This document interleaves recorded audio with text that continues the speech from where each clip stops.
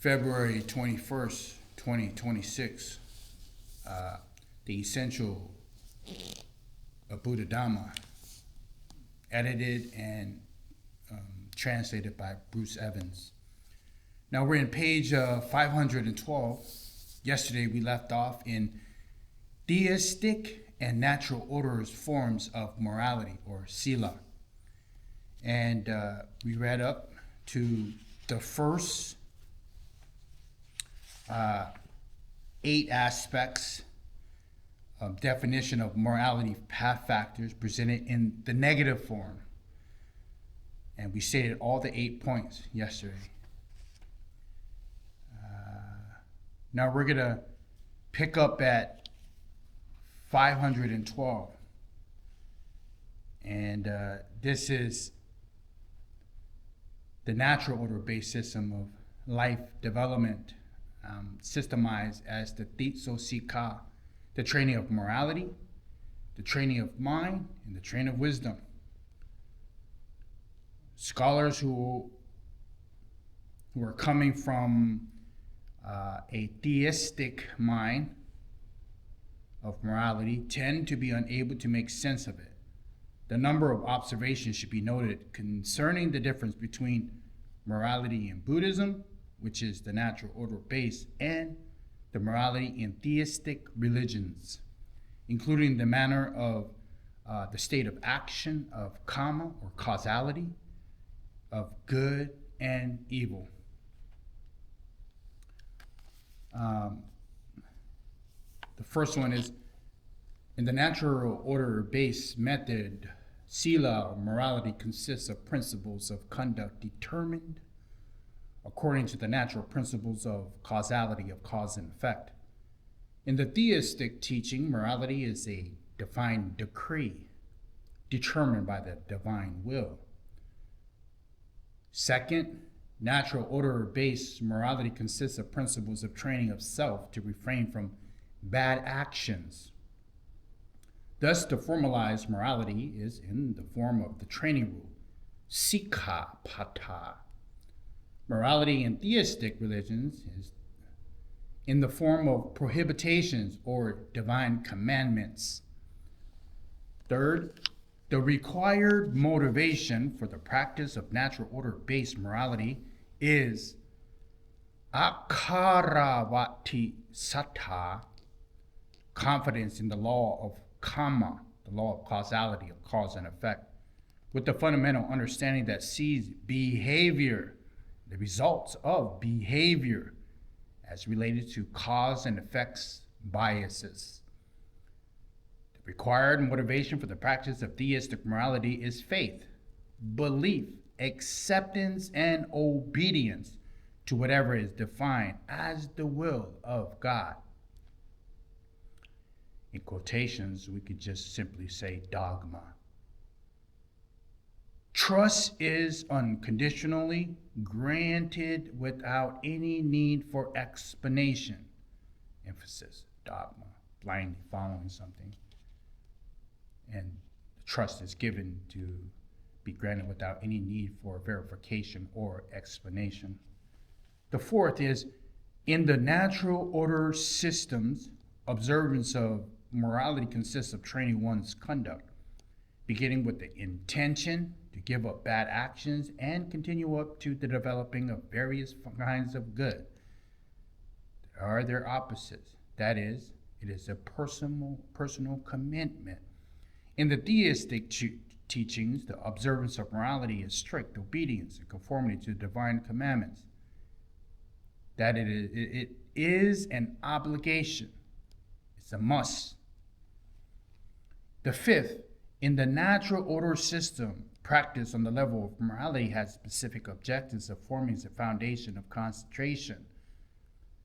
To most effectively prepare the mind for cultivating wisdom and ultimately attaining liberation or perfect freedom as regard to a rebirth in another state or a heavenly realm. It's considered one of the general byproducts of the practice. However, in the theistic religions, Observances of moralities according to the divine commandments is the cause for being blessed from above. It is conduct that is pleasing to God as the result which of God grants the rewards of rebirth in heaven. 6.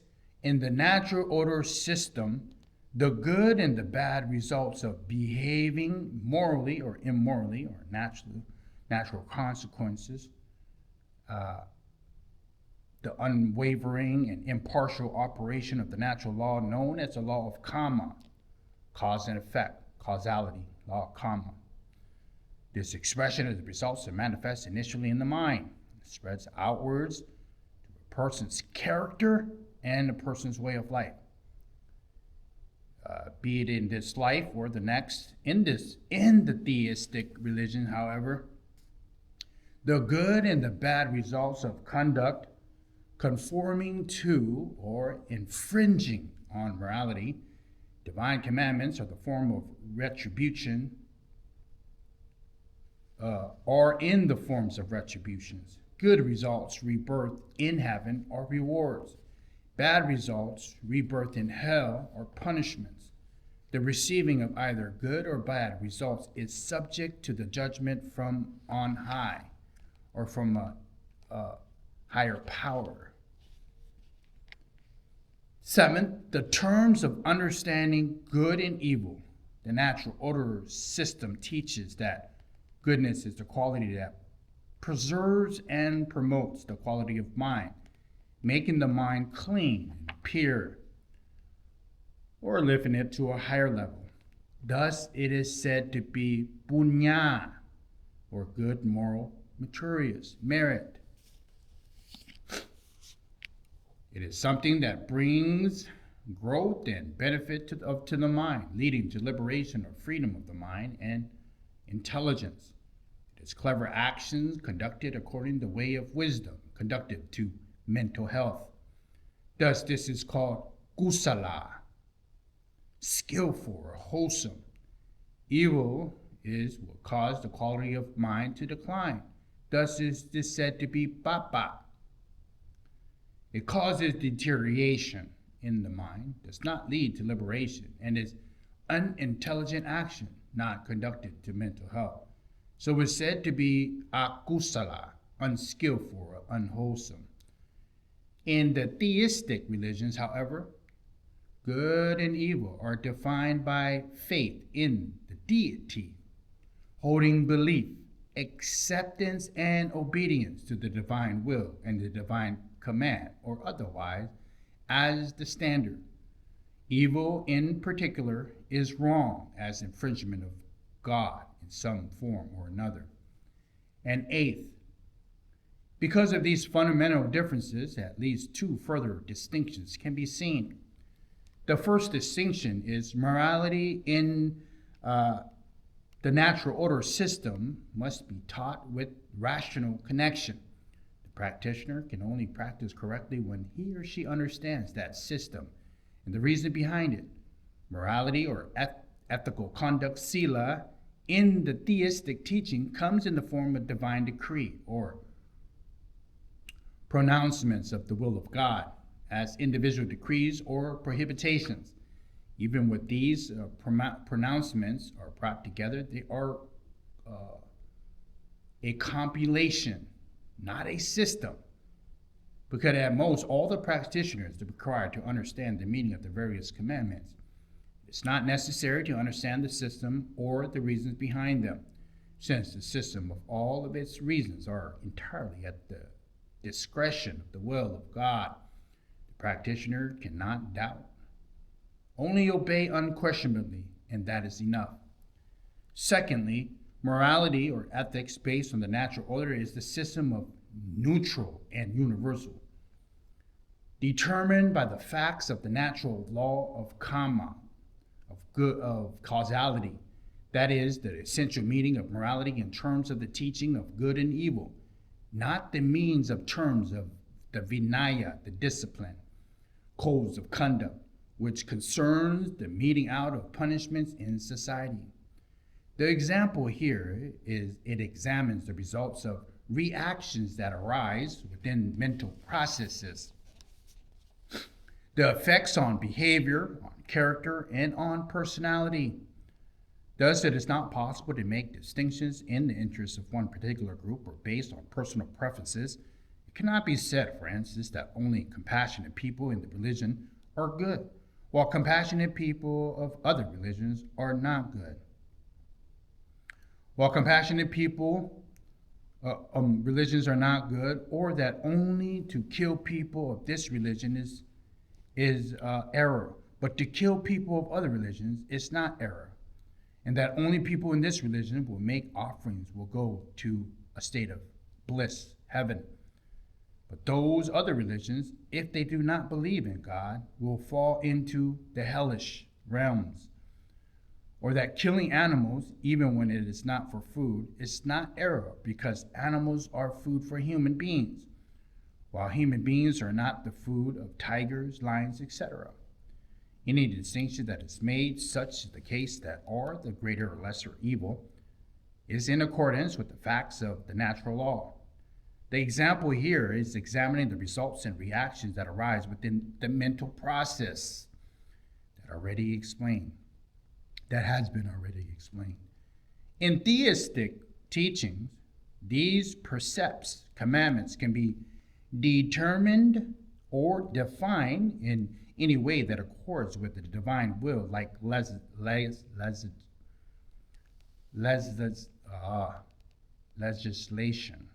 because the divine will is both the legislator and the judge.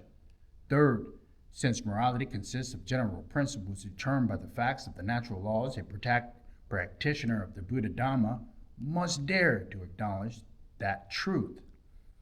Whatever the fact of good and evil, right and wrong, one must face up to them.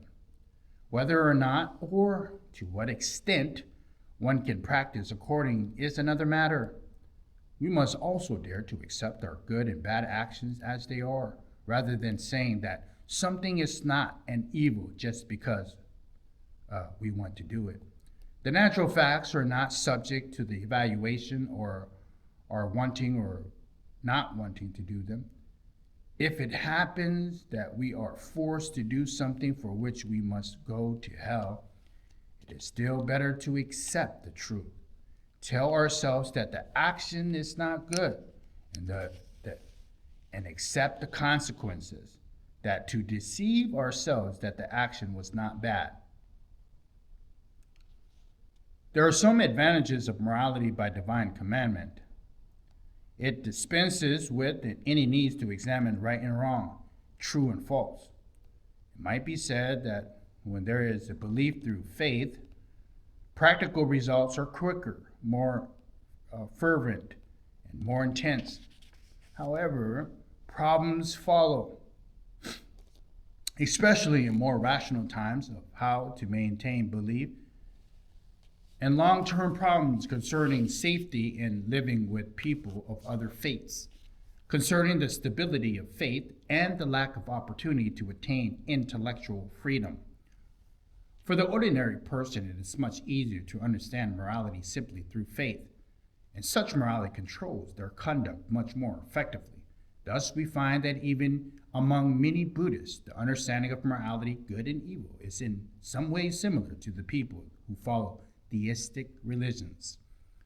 They see moral precepts as prohibitions, although it is not clear who has done the prohibiting, and see the results of good and evil actions as the reward and punishment. The problem here is the same as the first point. How can such faith be maintained? Decreeing that certain bad actions, which are deemed necessary for one's own interests, are not bad actions, in one way of inducement, according to the principles of cause and effect, it can be said and acknowledged that methods for inducement are effective because they are an additional determinant that enters into the picture. The example here is decreeing that to kill animals is not wrong, allows one to be at ease and untroubled in killing animals. However, such inducement leads to harmful results in other areas. It is not the way of wisdom. For human beings to develop, it must be with full and clear cognition of the truth, and at times knowing how to make decisions for oneself. It may be acceptable to use some methods of inducement, but those inducements must be in forms that are not harmful, that are used only in cases that help propel the effectiveness of other kinds of good actions. Now, morality for the people, on the bottom of page 516. Before expanding on the subject of principles of practice, on the level of ordinary people or householders, or the laywoman, it will be appropriate to emphasize that broad principles that should be kept in mind and to help the practice of morality, sila, on the level to be correct and in accordance with the objective. To be Dhamma Patipata, or we could say Dhamma Patipati. The practitioner of morality should, from the outset, clearly see the meaning of the practice and bear in mind its objective. The practitioner should also see the practice of sila, morality, within the system of development. How the growth in morality is related to the development of mind and wisdom, supporting concentration, samadhi, direct knowledge and vision, nana dasana, leading to freedom from dukkha, suffering, and the accomplishment of the benefit of sukha, happiness. As we know, the path of Magga, or is fully known as the Noble Eightfold Path, is a compilation of all practices of Buddhism. And those 8 factors can be arranged into 3 groups: morality, concentration, and wisdom, which we call Tiso Sika, the threefold training. When it comes to actual practice, the training of these is referred to the threefold training. The training in the higher mind, Ati Sila Sika. The training in higher mentality, Ati Sita Sika. And the training in the higher wisdom, Ati Panya Sika. Ati Sila Sika, Ati Sita Sika, Ati Panya Sika.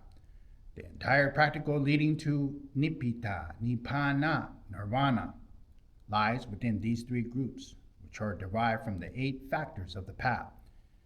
Having established thus, when speaking of morality, sila, we must say that the true, real, and comprehensive morality is that which is derived from the Eightfold Path, Mak-o-te. The path factors within the morality group of right speech, right action, and right livelihood. Thus is the true and real and comprehensive of morality.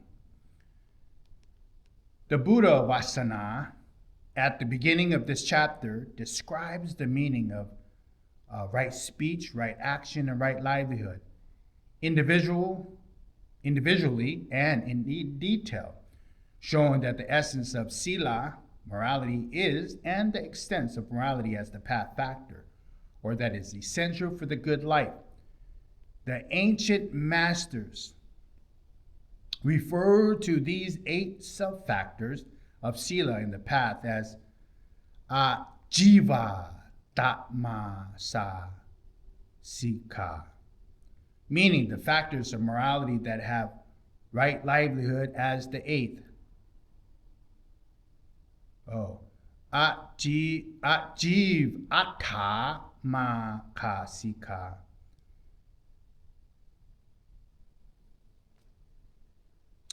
This is all there is to true, real morality. The central basis is further subdivided and organized, training for specific groups of people, appropriate to their livelihood, objectives, or emphasis as morality as bhikkhus or monks, or novices, or of householders and laymen and laywomen.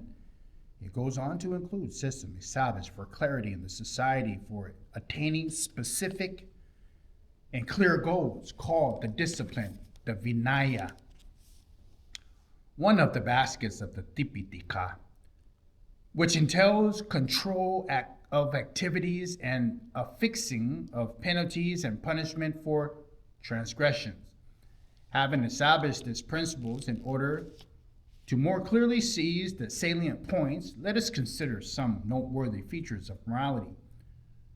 Starting with the observation that it is not just for bhikkhus or monks that the Buddha Vasana, describing Sika, path factors, indicate that the path is not directed solely for monks or bhikkhus. Otherwise, the definition of morality would be the 227 precepts, the Patimo code of discipline, the renunciant's morality, Papa Chitta Sika, or the morality of the restraint of the Patimokkha, Patimok Sambara Sila. Something along those lines. This shows that Gautama Buddha described the essence of morality in the form that is flexible and covers many subsidiary models of morality that can be broken down into different sets or factors. It was not required to specifically any particular name or group, such as the 5 precepts, the 8 precepts, or the 10 precepts. Another feature of morality is that it includes livelihood. The point needs to be emphasized because it's often forgotten that morality means not only good and wholesome conduct in bodily and speech, but also honest livelihood. How we make a living thus and have, or how we make a living have moral significance. Or in other words, how we can make a living have moral importance. Morality also includes the positive and the negative. To repeat the point made earlier, sila is usually described only in the form of brief injunctions, such as abstaining from killing living beings, abstaining from stealing, and appears to contain only negative aspects. If we want to see it more clearly and comprehensively, we should refer to the Buddha Vasana explaining on the meaning, such as the 10 bases for skillful actions, kusala kamma pata, where all the factors of sila are defined in 2 aspects, that which is abstained from and that which is cultivated, the negative followed by the positive, atinawa and asata. Morality must incorporate other path factors within the path. There are moral factors, mental factors, and wisdom factors, which must be all there together in order to form the path and produce the results. Even though at this time we are discussing the level of sila, we must bear in mind that we are on the path. In order to walk forward, we must bring together the other 2 sectors in order to achieve the results. Gautama Buddha laid down a standard incorporating mentality and wisdom factor on the path into sila for householders, the laymen and laywomen. Usually, there are 4 groups of factors. In some places, another is added to make 5. In the Tipitaka, the 3 baskets, it is discussed often, so I would like to repeat it here in brief. After teaching about preparing for victory in this world, that is, looking after the home and one's dependents and assets, which are the immediate benefits, Ditta Dhamma Kata. Gautama Buddha taught about preparing for victory in the next world. The further benefit, Samparayikata, as follows. So here he's talking to Visakha, a rich lady that is often spoke about a lot in the stories the Janaka tells. We're here in Visakha. A woman endowed with these 4 qualities can be said to be practicing for the victory in the next world. To have prepared for the next world, what are the 4? And how is a woman endowed with faith? A woman is endowed with faith. She believes that the wisdom and enlightenment of the Tathagata Bodhisattva, that's because of this, and the blessed one is the Arihat. And how is a woman endowed with Sila? A woman is abstaining from killing living beings, from taking out what is not given, from sexual misconduct, from lying, and from taking intoxicants. They're the cause of heedlessness. How is a woman endowed with Sakha, generosity? A woman lives the household life without the stains of stinginess. She is kind and giving, open-handed, delighted in giving, someone who is appropriate for requests, who delights in sharing. And how is a woman endowed with panya, wisdom? A woman is endowed with wisdom. That is, she has the noble wisdom that penetrates, arising and ceasing, that penetrates the matter and attains the correct ending of dukkha, suffering. Another less critical factor that is sometimes added is sutta, learning. Having learned, having heard or acquired information, ideally becoming a learned person, bahu sutta. Another feature of morality that includes the discipline, the vinaya. The word sila has a broad meaning and is used both in very strict and very loose sense. Now, in the Thai language, in particular, it has become distorted and is often confused with the word vinaya, discipline. Even though we must move with the times, we should use the words with the full knowledge, and at the very least be able to distinguish their fundamental meanings. In essence, sila, morality, can be divided into two levels.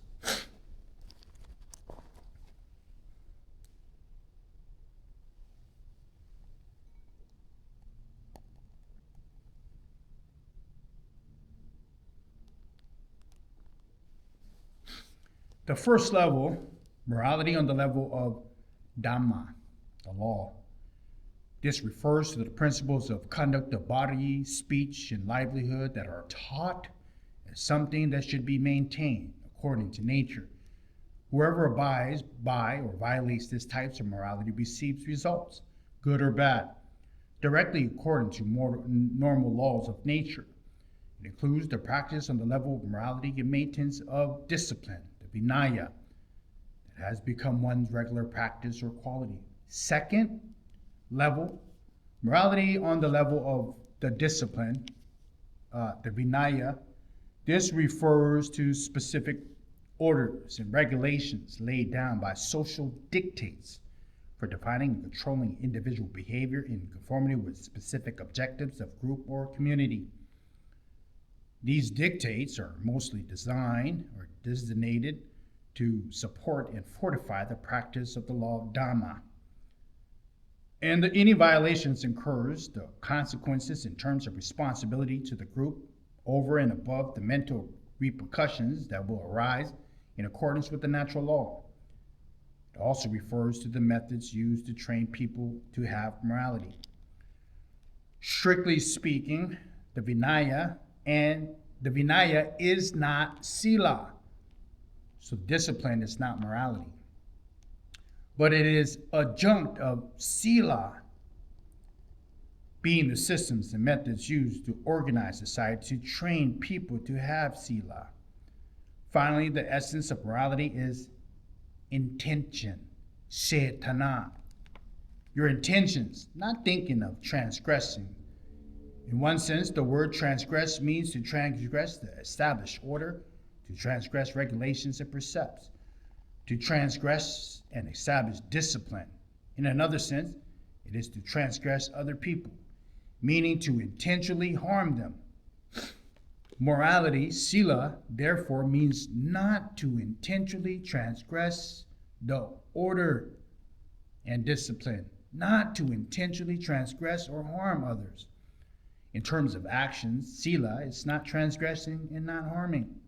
From another angle, sila resides in composure or restraint or composure.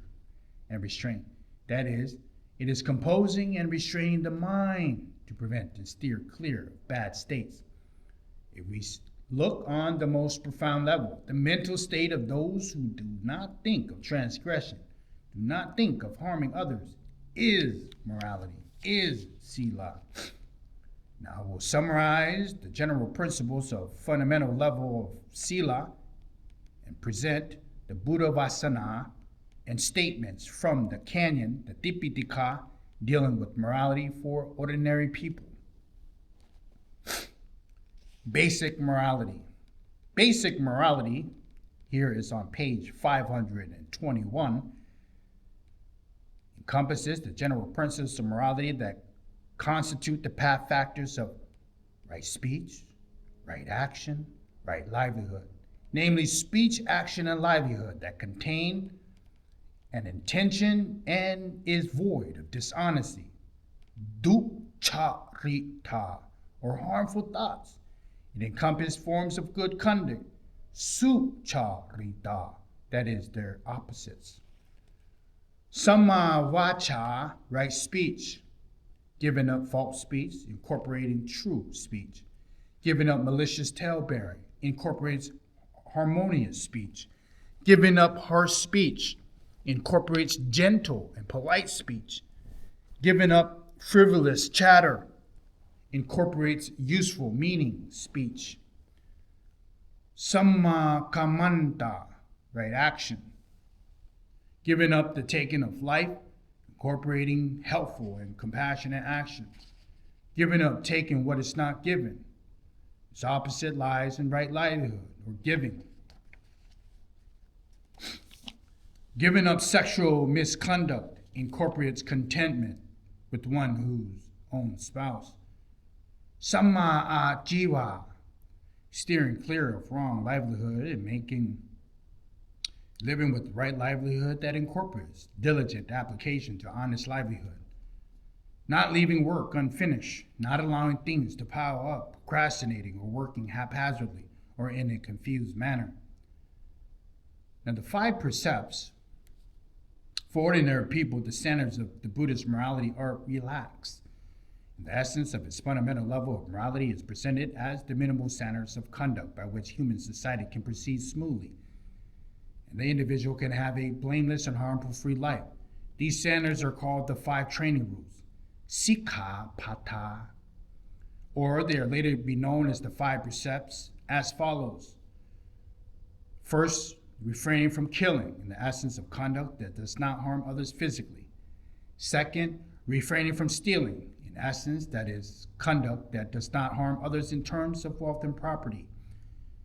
Third, refraining from sexual misconduct. In essence, this is the conduct that does not harm others in terms of their spouses or loved ones, that does not involve breaking sexual customs or committing adultery, that does not have the outcome of damaging other families. Fourth, refraining from false speech. In essence, this is the conduct that does not harm others with false, deceiving, extorting, or intentionally destructive speech. Fifth, refraining from liquor and intoxicants that are based for heedlessness. In essence, this is conduct that are free from heedlessness, mistakes, and delusion, results from the use of addictive substances that cause one to lose one's mindfulness and comprehension. The means of boundaries of precepts tend to be stated according to the explanation that have been laid down in later times. Here we'll present the Buddha Vasana for consideration. Householders, I will give a discourse for the inner reflection. A noble disciple, Dakinaya Bugala. Reasons thus: I desire to live, I do not want to die. I love happiness and I abhor suffering. If someone were to deprive me who desires life, not death, who loves happiness and abhors suffering of life, that would not be pleasing to me. And if I were to deprive of life of another who want to live, not to die, who love happiness and abhor suffering, that would not be pleasing to that person. Whatever is displeasing to me, that is not displeasing to others. Why then should I inflict that which is not pleasing onto others?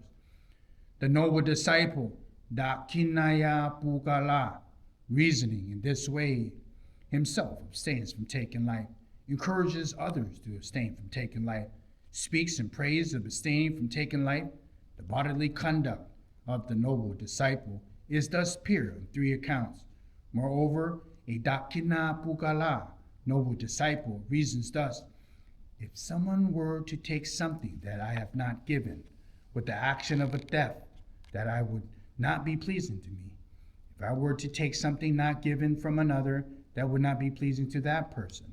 Moreover, a dakinaya pugala, a noble disciple, thus reasons: if someone were to behave with my wife, that would not be pleasing to me. And if I were to behave with someone else's wife, that would not be pleasing to that person. Moreover, a dakinaya pukala, a noble disciple, thus reasons: if someone were to harm my interests through false speech, that would not be pleasing to me. If I were to harm them, their interests, another through false speech, that would not be pleasing to that person. Moreover, a dakinaya pugala, a noble disciple, thus, if someone were to provoke me to fall out with a friend with malicious talebearing, that would not be pleasing to me. If I were to provoke another person to fall out with a friend with malicious talebearing, that would not be pleasing to that person. Moreover, a dakinaya pukala, a noble disciple, thus reasons: if someone were to address me with harsh speech, that would not be pleasing to me. If I were to address another person with harsh speech, that would not be pleasing to that person. Moreover, a noble disciple, dakinaya pukala, thus reason: if someone were to address me with frivolous words, that would not be pleasing to me. If I were to address another person with frivolous words, that would not be pleasing to that person. Whatever is displeasing to me and is not displeasing to others, why then should I inflict that which is not pleasing onto others? The noble disciples, dakinaya pugala, reflected in this way, himself sustained from speaking frivolously, encourages others to abstain from speaking frivolously, speaks in praise of abstaining from speech frivolously. The verbal conduct of a noble disciple is thus pure on three accounts. Bhikkhus, monks, how do you consider thus? Have you ever seen or heard that a certain man has given up taking life and is one who totally abstains from taking life, and on this account is taken by the king and executed, imprisoned, banished, or dealt with in some way? No, Lord, never. That is so, monks, bhikkhus. I myself has also never seen or heard such a thing, only that they announce evil acts, such saying, such and such a person has killed a woman or a man. He has been taken by the king and executed, imprisoned, banished, or dealt with because of the taking of life. Have you ever seen or heard of this? Yes, my Lord, we have seen it. We have heard it. We have heard it again and again in the future. Bhikkhus, monks, how do you understand this? Have you ever seen or heard that this man has given up taking what is not given? Is one who is totally abstained from taking what is not given, from sexual misconduct, from lying, from taking intoxicants, and the cause for heedlessness, and that is taken by the king and executed, imprisoned, banished, or dealt with in some other way, on account of giving up taking what is not given, sexual misconduct, lying, intoxicant, leading to heedlessness? No, Lord, never. That is so, bhikkhus, monks, I too have never seen or heard such a thing, only to any announced evil act, such: this person has stolen from a village or a forest. This person has violated this woman or daughter. This person who has harmed the interests of the village folk or their children through lying. This person has become drunk and killed this man or woman. This person has become drunk and stolen from the village or the forest. This person has become drunk and violated that woman or daughter. This person has become drunk and damaged the interests of the village folk or the children through lying, on accounts of stealing, sexual misconduct, lying, taking intoxicants, has been taken by the king's men, executed, imprisoned, banished, and punished. Have you ever seen or heard of this? Yes, my Lord, we have seen it, we have heard it, we will hear it again, and in the future. Almost all severe criminal offenses are a violation of the 5 precepts. In any society where murder, killing, aggression, violence, and theft or sexual misconducts are rife, Whereas the case of murder, theft, rape, extortion, and partaking in intoxicants and addictive substances, and the resultant problems and accidents are rampant, life and possessions are endangered. Wherever people live and go, they have no security. Their minds are full of worry. Their minds are fearful. They look on each other with mistrust and fear rather than warmth.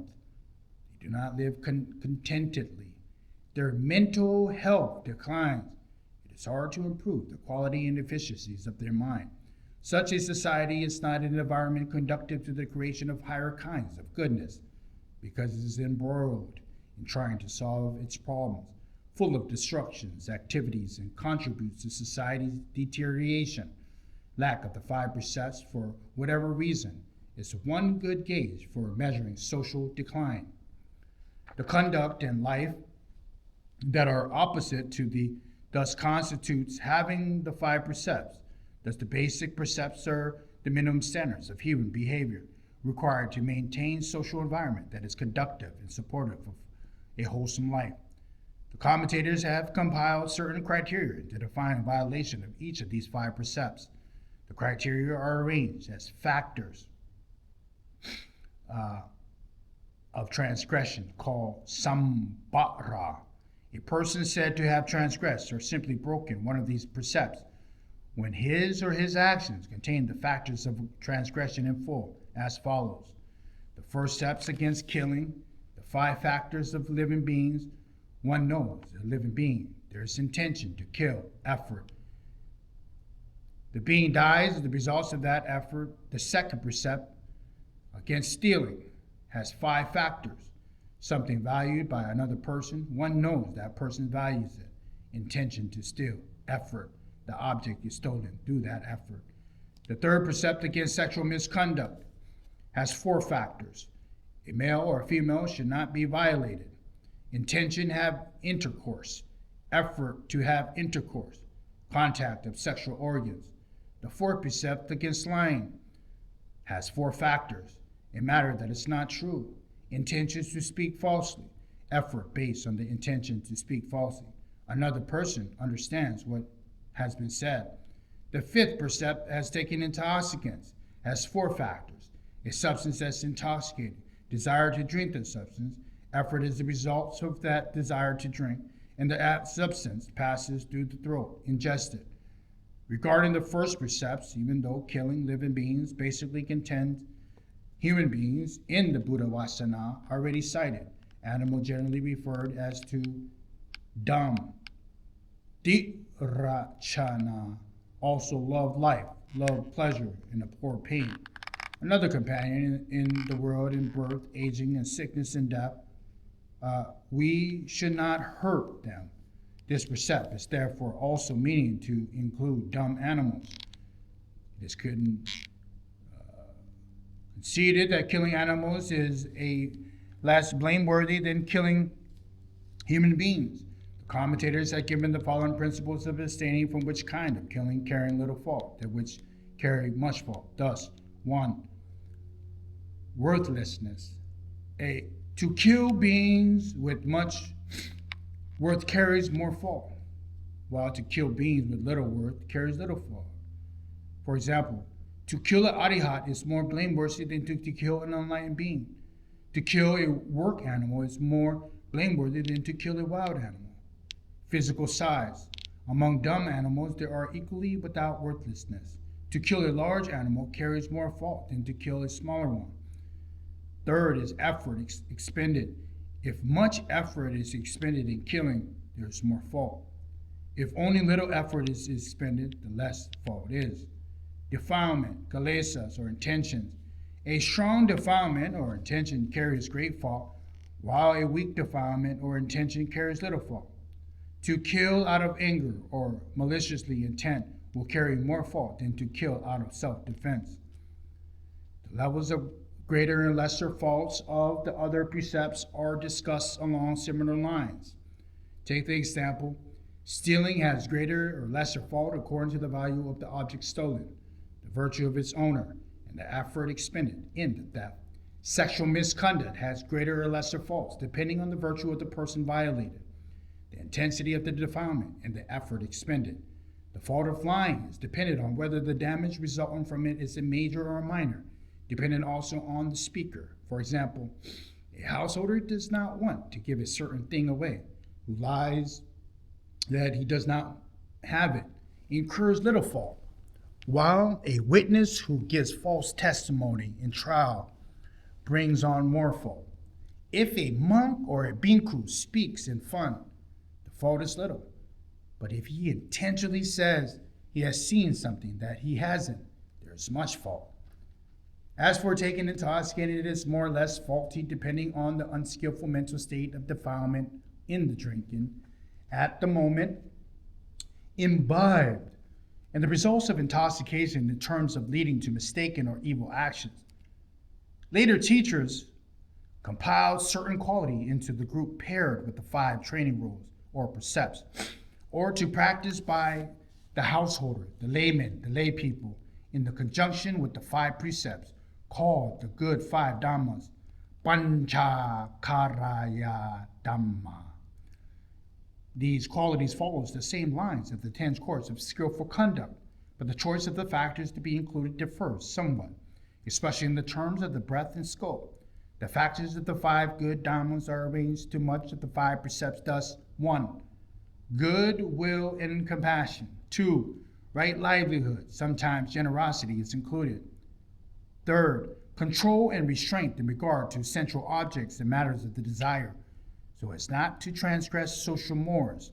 Some teachers gives contentment with one's own partner. 4th, truthfulness. 5th, mindfulness and comprehensions. Some teachers give heedfulness here, which carries a similar meaning. As to the word satara santosa, which is to practice opposite to sexual misconduct, it translated literally is commitment or contentment with one's own wife, but it means essentially to limit oneself to one partner. The text leaves the matter out of many partners open, not stipulating only having one or any definite number, but leaving it entirely up to their agreement in accordance with established customs and social conventions. The essence is taken not to transgress another's spouse or to have sexual contact with someone who is forbidden or is committed to someone else, nor to override the feelings of other person or to deceive one's own partner. When partners are open and fully consenting, neither infringing on or deceiving each other, this is not regarded as wrong. Even so, in terms of preferred practice, the teachings praise monogamous marriages that are loving, faithful, and long-lasting, a stable family, security, and warmth for the children. As in the life of the noble couple known as Nakula Pita, literally the father and the mother of Nakula, the model couple recorded in the sutras, this married couple were both noble disciples. They were sotapannas, stream enterers, and most foremost of the Buddha disciples. In being close and familiar with Gautama Buddha, both were bound by mutual love, loyalty, and truthfulness. And this led to their being so harmonious in virtues that they desired to be together both in this life and the next, as recorded in the Nukabalapita Sutta to the Gautama Buddha. Lord, from the time when my family brought the young maiden Nakula Mata Gaha Patani to me as a young man, I never been inclined to go to another woman, even in my thoughts, let alone in my actions. We too aspire to be together both in this life and the next. Now the same sentiments were expressed by Nakula Manta. Satara Santosa is classed as one of kind of celibacy, brahmacharya, as a way of life of highly praised in Buddhism. It is said to be one of the factors preventing death at the early age, as implied in the passage. We do not commit adultery against our wives. Our wives do not commit adultery against us. We practice celibacy, brahmacharya, towards women and other than our wives. For that reason, we do not die young. The essence of sila, morality, is summarized in the following statement. Whoever is restrained in body, speech, and mind, who does not commit evil deeds, who does not speak ambiguously for self-interest, is one who has sila, morality. And this buddhavasana can be taken to be the essence of sila. Create security for all beings. Now we're going to leave off at the end of page 529. And next time we will pick up on the bottom of 529, morality for enhancing virtue in life and society. Essential Buddha Dhamma, translated and edited by Bruce Evans.